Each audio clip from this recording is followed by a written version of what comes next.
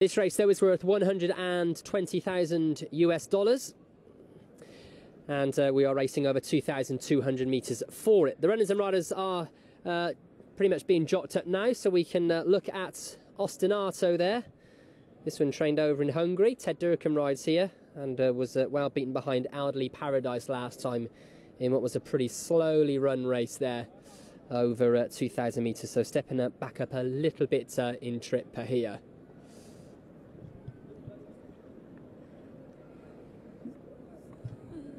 Let's have a look at the runners and riders for this as Ted Durkin gets legged up onto Ostinato. Ted manages to get some really nice rides at the carnival for a variety of trainers, also as well as Godolphin, of course, who continue to support him. And there's another look at Ostinato, who's actually had one run, as Brett said already. He looks like he's carrying a bit of condition to me, but maybe that's just how he is. Some horses just sort of look a bit burly. It doesn't necessarily mean that they need the run, but he's 25 to 1 on the international markets. There are many others preferred in this horse, and as I said, make full use of his stamina. I wonder if they can with him. It'd be nice to see either he or Tajoweed, another horse who's done winning over a lot further than this. Tajoweed's won over 2,400 metres. It'd be nice to see one of those go on, and I'm worried there won't be much of a gallop in this. So it'd be interesting to see if they do employ different tactics on Jammer, who I World Cup Carnival. 650, I think. Very generously sponsored by Malia Bastis Equiworld. There's a look at Royal Empire, who'll be sporting the white cap of Godolphin here, racing from stall number 3, colt by Tia Filio. And there's Moden, who's a horse who I really like. When he was bought out of Sir Michael Stout's yard, he used to carry those silks of Ballymacole stud, and he won the September Stakes, which is a Group 3 race on the all-weather at Kempton. It's usually quite a nice race, believe it or not, staged in September. Then he went and ran in the race last season just gone and finished place behind Dandino. That was a slightly better effort. He was only beaten a length and 3/4, but he finished 9th. And then, as Lord just pointed out a few moments ago, he ran well behind stablemate Spring of Fame in a listed race at Kempton over 2,400 metres. Again, he's a horse who I think he gets much further than this, so if they go pretty quick up front, which I'm not sure they will do, but if they do, stamina once again will come into play and he could go out. But I was talking earlier on in the week, and we were chatting about horses previously with Godolphin that have gone jumping, and this is one that I think should definitely be at Mr Ferguson's stable and heading to Cheltenham next month. Nice, wouldn't it? We've had a few carnival winners go that way. Once More Dubai, I think, was one of them, the staying types, and it's fantastic that whatever they do after they finish racing here, whether it's show jumping, dressage, whatever, hurdling, I think it's fantastic. They get a shot at a different career. So full marks to anyone who takes on a racehorse and does something different with it. As we look at our Tripfordy Range Rover Evoque Trophy, plenty of Range Rovers and Jaguars and all sorts of things dotted around the course today, as you saw at the top of the programme. It was nice of you to park your car over there and show it off to everybody. I don't have a Range Rover. I don't have a car at the moment at all.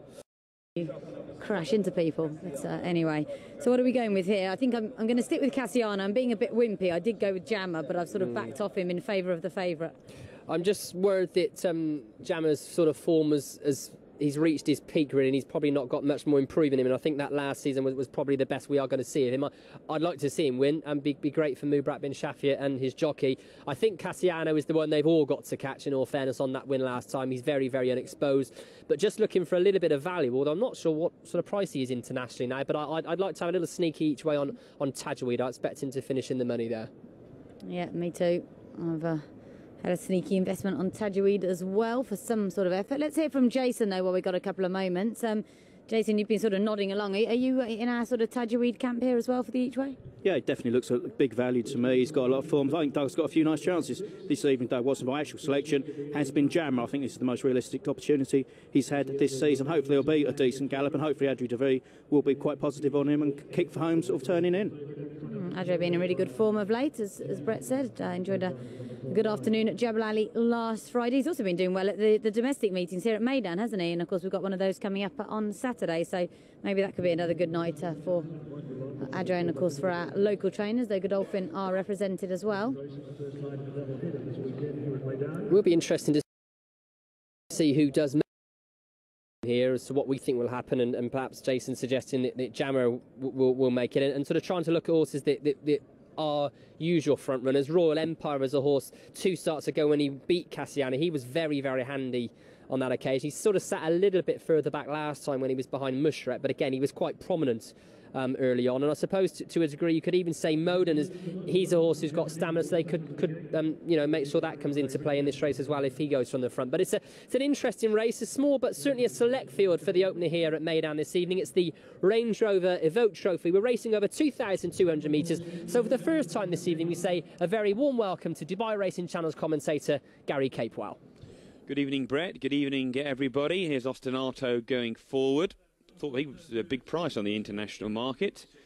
And the last one to go forward will be Tajweed. Royal Empire's in. So Tajweed, the last one for the Range Rover Evoke Trophy. The 2,200 metres. All in. And they're off racing away. And Ostinato reined back as the stalls opened. Royal Empire well to the fore, and Jammer is a bit slowly away. He's pushed forward, one off the rail with the noseband and headgear to probably just show in front as they come down the home straight the first time. Royal Empire with the white cap, Moden with the red cap, out 4 deep Tajweed, Jardim on the rail, Cassiano amongst horses, and 3 lengths to Ostinato at the tail of the field. Edging across towards the inside, or at least trying to, leading them as they pass the mirror with a circuit to run by just under a length from the grey Jardim in second. Jammer with the maroon and white jacket racing back in third, and out 3 deep is Tajweed in fourth. A length and a half to Royal Empire, followed by Cassiano, the all-blue Godolphin jacket in cap. And Ostinato with the light blue sleeves in cap is the trailer with 1,400 metres left to go. Swinging into the back straight, Moden and Kieran Fallon out in front. Jammer is racing a lot more handier tonight than he has done on his most recent outings in the Carnival. In third is Jardim to the inside, Tajweed, the blue and white striped cap on the outside of Cassiano in the middle. Royal Empire having to be nudged along. And Ostinato's at the tail of the field. 1,000 metres left to run. The pace beginning to increase a bit. Moden in front as they head towards the final 900. Leads by 2.5 lengths. Jammer in second. Tajweed, Cassiano and Jardim next as they head out of the back straight in the final 800 metres. Royal Empire and Ostinato the back pair as Kieran Fallon continues to wind it up from the front on Moden with just short of 600 metres left to go. Moden in front by 3 lengths. Jammer in second. Tajweed round the outside of Cassiano next in the field. Behind those is Jardim to the inside. Out wide Royal Empire and Ostinato the back marker as Moden leads them for home. Moden in front, 400 out from Jammer in second. Tajweed next. Here's Cassiano drawn. All Moden in front, 300 out. Cassiano with the noseband in the centre is off in pursuit. Royal Empire with a white cap on the outside. 3 in a line. It's the boys in blue dominating. 150 left to go. Cassiano strikes the front from Royal Empire as they race up towards the line. Cassiano has his nose in front from Royal Empire. Cassiano will fend off Royal Empire by about a neck. And they pulled about 4 lengths clear from in third place Moden, so it's a 1-2-3 for Saeed bin Sarur, Ostinato and Jardim next, then Jammer, and finally Tajweed. Off his career high mark, Cassiano, who was a winner earlier on in the Carnival, has got the better of second place. Long-time leader Moden finishing third. Now it's close for 4. Ostinato on the near side of Jardim. And not a lot in that. It's pretty close, isn't it? Then Jammer and finally Tajweed. So Cassiano, this horse used to be trained over in France. And a dual winner over at Deauville. And also when he was last seen in Europe at Hanover. Was knocked about when he was second behind Royal Empire on his first start at the Carnival off a mark of 97. He then beat Con Artist here over a trip shorter than this off a mark of 98 last time out and off a mark of 102 tonight.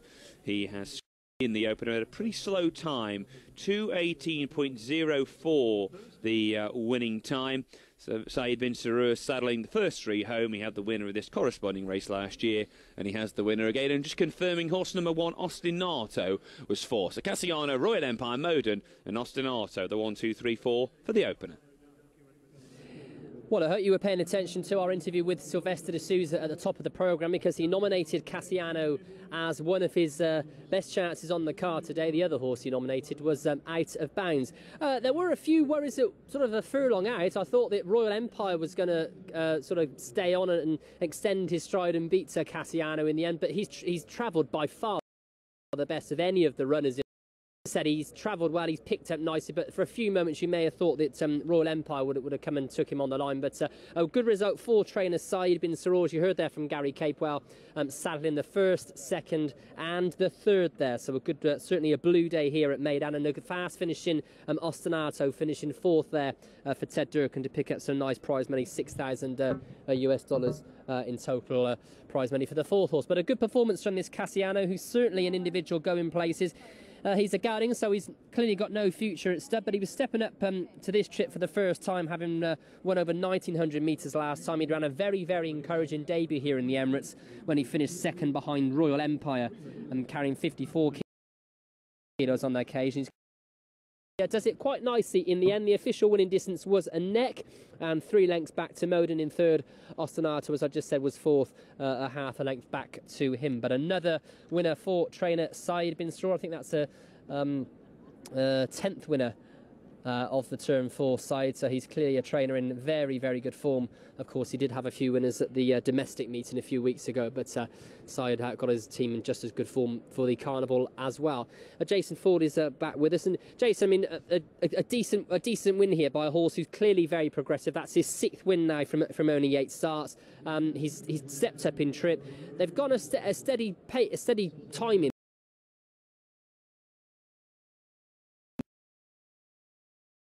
In for an early position. There were clearly lots of people who wanted to be in front, and it was a case of which one was eventually going to go and get the spoils. You know, it's not often there's only 7 runners to see 5 of them in a line, isn't it? Sort of vying for the lead early on, but they don't look to have gone particularly quick, I don't think. And Saeed bin Saroj on hand to greet another winner, as you say, and it's not the first time we've seen Godolphin train supply a 1, 2, 3, and he has done it again.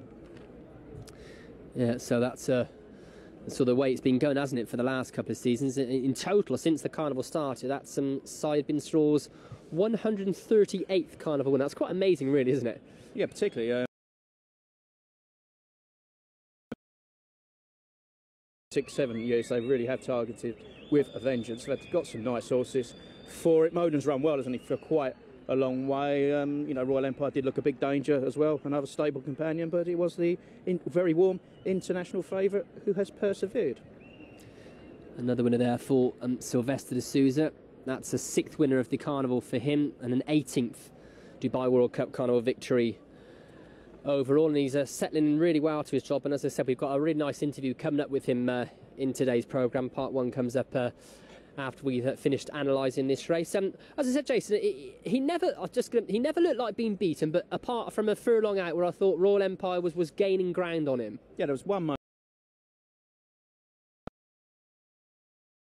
Got a little gap on the others, but then Royal Empire